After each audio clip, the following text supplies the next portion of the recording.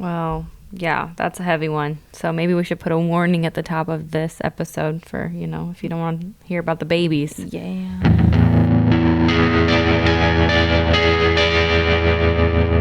Healthcare horrors.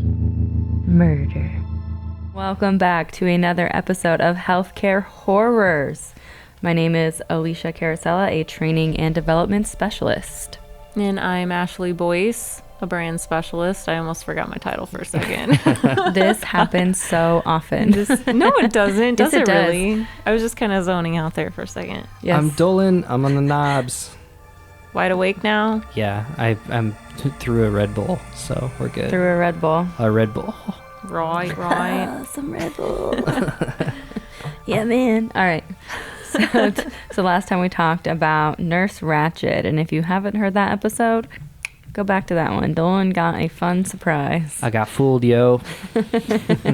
Awesome. I got. You did. You got. Which the best part of him getting got was the fact that he was actually in the know. He just didn't pay attention to the fact that he was in the know.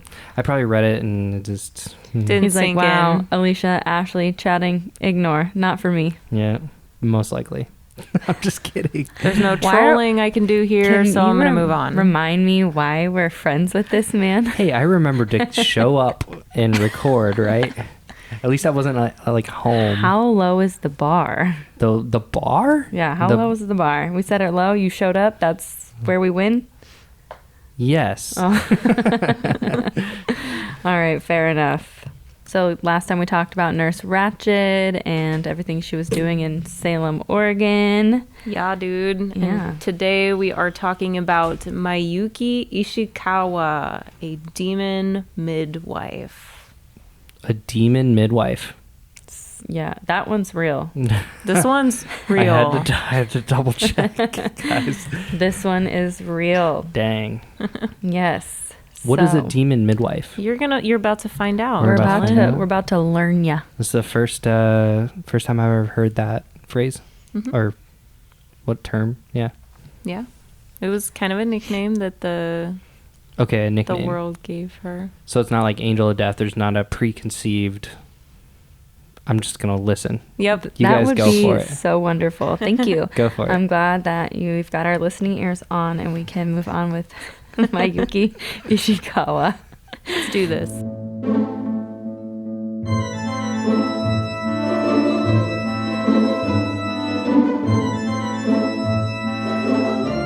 All right, so Miyuki Ishikawa was born in the village of Honjo in Miyazaki Prefecture, also known as, what's the other name you have for it, Ashley? Kunitami? Yeah, they seem close together. I Googled it and they seem pretty. Okay. Gotcha. So she was born on February 5th, 1987. And that makes her an Aquarius. And her traits... Wait, 1897. What did I say? 1987. Bro, it really says 1897 right here, so I don't know why I said that. So thank you. I'm struggling. Got you. Oh, all right. Either way, February 5th. Aquarius. Dyslexia. Stinkin' Aquarius, 1897. There you go. Oh, I think I was reading that because she dies in 1987. Ooh. So that's where I got a little flip-flop there. Spooky. Okay. So she's an Aquarius, and that makes her curious, eloquent, and nurturing, but unpredictable, pessimistic, and has a lack of focus. Oh, man. Is this I about... don't know if I'm pessimistic, but I definitely have a lack of focus. I am. Yeah. Dolan, you lack and of focus. Nah. Oh, man. So we're just trading some traits. Dolan and I are both Aquarius. There you go. so- There we go. Okay, so in 1914, she moved to Tokyo, where she graduated from the Tokyo Imperial University as a midwife on September 30th, 1919. This suggests that she came from some money since she could afford an education. The same year, she married Takeshi Ishikawa, 3 years her senior, originally from Ibaraki Prefecture. Takeshi was a former sergeant and police officer, and he helped his wife's midwifery work when he didn't have a regular job. So because Miyuki had had a hysterectomy, they had no biological children.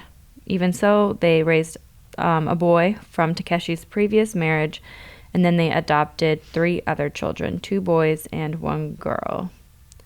So Miyuki was an experienced midwife and managed a maternity home named Katobuki Sanin, and she held several important positions with some midwife associations.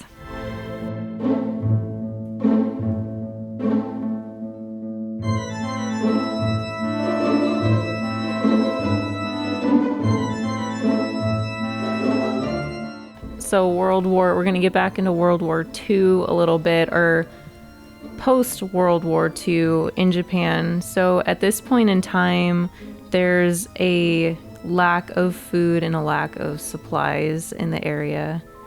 So... Because of the war. Yes, because of the war. Mm-hmm. So the facility that Miyuki is working at is, of course, incredibly underfunded, overcrowded. Was she the head of... She managed it. Yeah. The maternity home. Okay. God. Katabuki Sanin. Yes, that one. Good job at pronouncing it. There we go. Director of the maternity home. Okay. So, yeah, that kept her extremely busy. It was overcrowded, underfunded. She tried to get funding for the facility, but it was just kind of out of the question. Mm-hmm. But for the most part, her clients did enjoy the experience of working with her. Sadly, at this time, there were a lot of babies being born at the hospital that were just left there by the mothers because they could not afford to take care of them. Mm-hmm. So at first, Miyuki Ishikawa wants to help these new little orphans in the world, but this is kind of an ongoing problem, like just one after another. It sounds like a mother is leaving her baby there. So she does attempt to contact social services and other charities. You know, she tries to do what she can to house these orphans. Mm-hmm. But the help and the funds were just not there. So maybe just from being stressed and overwhelmed, Miyuki turns to neglecting the babies. And honestly, like, it's so hard to say what you would do in this situation, you know? Yeah, especially with this many babies. Mm-hmm. So she eventually puts the babies that are left there in a separate room where they're basically just left to die. Even her staff knows that this is going on, but she instructs them to not interfere. They think it's disgusting at the very least. So. Yeah, like they definitely protest, but at the same time, no one ever goes to the authorities about it either. No, they just quit. Mm-hmm. So Miyuki has the audacity. This is where it does get a little dark. Like, I wonder, you know, maybe she had some hidden agenda or something. Or maybe this idea came along the way. Yeah, maybe this is why she got into this industry. So she has the audacity to contact the families who abandon their babies and ask the families for payment for her services. So she has their contact information, but doesn't call them to say, hey, here's your baby. Come get your kid. Right. Well, I mean, they're purposely leaving their baby there because they don't want to, or they can't. I don't know. Maybe I was just wondering if that was something that was legal to do in Japan at the time. Right. Yeah, I'm not sure. And it's... families most likely knew that by leaving their babies there, they would die, sadly. But again, like post-war, there's a lack of food. There's just a lack of everything. So maybe the parents are thinking, well, they're going to probably die anyway. Yeah. Because we can't afford to feed or house them. Mm-hmm. So sadly, these families probably know that by leaving their baby there, they are going to die. And some other families or some other foster care facilities are accused of murdering infants. So it's not just this facility. But she does ask the families for money for still providing this service, if you will. So she is making money off of the side. Yeah, which I thought was ironic because obviously they didn't have any money. Otherwise, they wouldn't have left their children there. But she was saying, well, you can pay me less than what you can raise a child for. Exactly. So I think she kind of manipulated Yep. them. Mm-hmm. Stinking manipulators. Yup. She also got one of the doctors in on it, Dr. Shiro Nakayama, to sign off death certificates.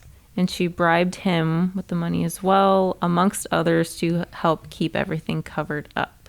Do you know if her husband was in on it?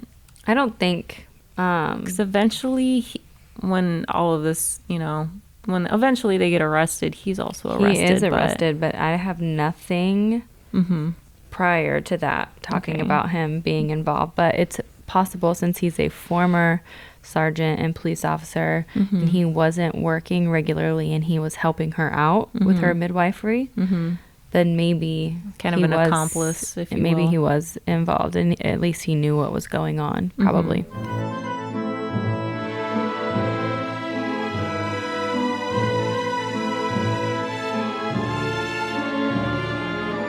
By 1947, I'm not really sure how exactly all of these babies are being disposed of. Well, they're being disposed of is a terrible way to put it, but they are being disposed of in different ways. And eventually, authorities discover 5 boxes that contain the small corpse of a baby per box. And this launches an investigation. They discover the carpenter who built the boxes, and he admits to building these boxes for the Katabuki Hospital. Okay. And the carpenter also confesses to taking other boxes from the hospital to a crematorium. So authorities end up searching the hospital, and I can only imagine the disturbing scene they walk into upon discovering a room with a bunch of dead or dying children. The tiny bodies were taken to another hospital where autopsies showed that they died of malnourishment, or some of them even had pneumonia. January 15th, 1948, Miyuki Ishikawa was arrested along with the accomplice Takeshi. I don't know if that was the carpenter. Do you know who? Takeshi is her husband. Oh, okay. Duh. I'm paying attention, I promise. It's okay. So dozens more corpses are found scattered and just buried around the district. Miyuki admits to what she did. However, she passes the blame to the 100+ parents who abandoned their babies there. Although this argument could not hold up in trial, a percentage of the public could also see kind of where she's coming from. So that's where I could definitely play devil's advocate. So they're at the Tokyo Superior Court, and she does get found guilty of infanticide. Is that how you would pronounce that? Infanticide. Infant. Yeah. This is the first time I've ever heard that term. Infanticide. Me too. Yeah, me too. So perhaps given the nature of the situation and why she did it, she was given 8 years in prison. And her husband and the doctor, Dr. Shiro Nakayama, were sentenced to 4 years. And even those sentences were cut in half by the Tokyo Superior Court in 1952. So Miyuki only ended up serving 4 years, and the other 2 only served 2 years. And she easily killed over 100 infants. I have some stats here that said the number of infants listed at Katabuki-sanin and burial permits issued to the maternity home each year are charted below. So there were 8 infants who passed in 1943, 24 in 1944, 34 in 1945, 40 in 1946, 100 in 1947 alone, and 5 in 1948, totaling 211 babies. What? And the burial permits, they got a total of 84 burial permits. So the rest, I'm sure, were those babies in those boxes headed to the crematorium. Holy crap. Yep. Okay, how could they tell the years? Was it because of the death certificates that the doctor was signing? I would assume. Good Lord. Yeah. Yep. And when they were arrested, they found 7 surviving infants, but 2 died soon afterward, which is really, really sad. And they found the ashes of over 40 infants in the house of a mortician and 30 more in a temple. So I wonder why she decided to have a hysterectomy. Is it because, she knew... I mean, maybe it was on purpose. Well, yeah, maybe she didn't want children, but also maybe she knew the state of the country at that point. Yeah. And knew a baby was probably not a good idea. Yeah, so it says the sheer number of dead bodies recovered and the length of time over which the murders took place made it difficult for authorities to determine the exact number of victims. So she's Japan's... There was a lot. Yeah, she's Japan's most prolific serial killer, if you will. But, I really don't think she ever had bad intentions. Growing up, she never showed signs of anything. It's not like she planned, really. The perfect storm of situation. So, Dolan, to answer your question, I think this is why she got the name the Demon Midwife. Yeah, that makes sense. 211 babies, and that's just like what they can account for. Yeah. My stomach's in my throat. It's nasty. Ugh. It's disgusting. Yeah. Well, and just to think, she's probably, and maybe in part of her mind, thought she was doing the more humane thing. But really, it's but why let them suffer? She just turned a blind eye and then just dealt with it when they died, which is just awful. Yeah. I was thinking about this, I don't care how poor I am. No way in hell am I leaving my baby anywhere. As someone who is a mother, I remember the moment Forrest was born, and it was the greatest moment of my life, and I just couldn't imagine. I mean, I'm sure there's fear, but you grew that baby inside of you. They know you. I just couldn't imagine doing this. Sure. And then to be the one to just let them die. But yeah, again, it's just one of those things. What would you do? You've tried to get funding. You've reached out to social services. You've tried leave the line of work. I don't know. Yeah, but then someone else is gonna be there. Yeah, I don't know to do it.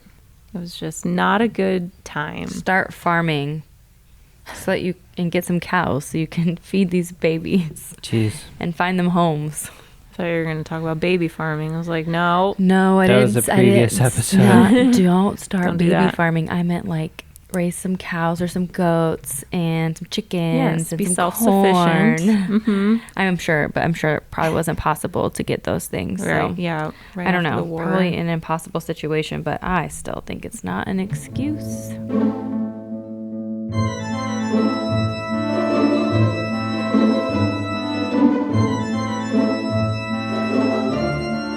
Thankfully, from all of these horrors, this situation led to child protection laws. Good. And new certifications were put in place for midwives. So. Well, do you want to know what she does now? What does she do? Well, not now, but in 1969, she was interviewed by Shukan Shinsho magazine, claiming innocence in the murders, and following the end of her sentence, she began selling soap, cream, and fish. And at the time of the interview, Takeshi was already dead, and Ishikawa was operating a real estate office in Tokyo, and she boasted about having built a big tomb for herself 2 years before. Her former lawyer imagines that she had earned about 100 million yen. From all of the babies? Mm-hmm. Wow. I hope she's at least seeing a therapist. Yeah, something. I would hope so too. Also with the protection laws that were put in place, I'm going to cross a line for some people, but abortions were also legalized just for these financial situations. You know, if you can't bring a baby into the world, maybe this would be the best bet versus just leaving it to die. You know, just kind of one of those situations. You know, what would you have done in this situation? What could you do in this situation? I don't think anybody would know unless you're there. Exactly. I don't know.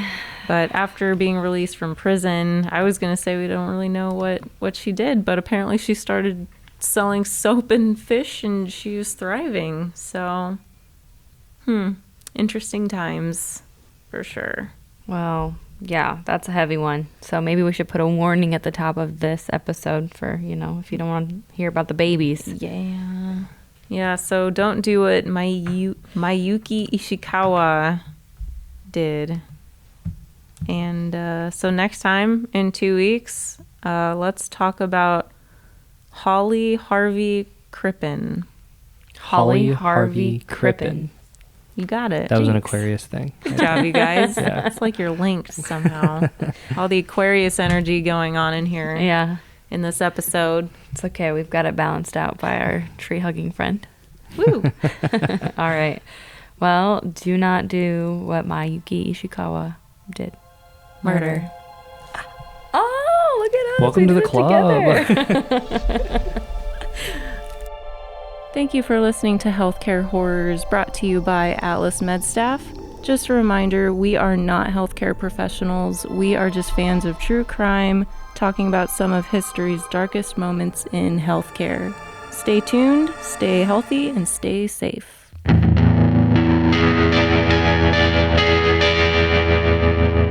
Healthcare horrors. Murder.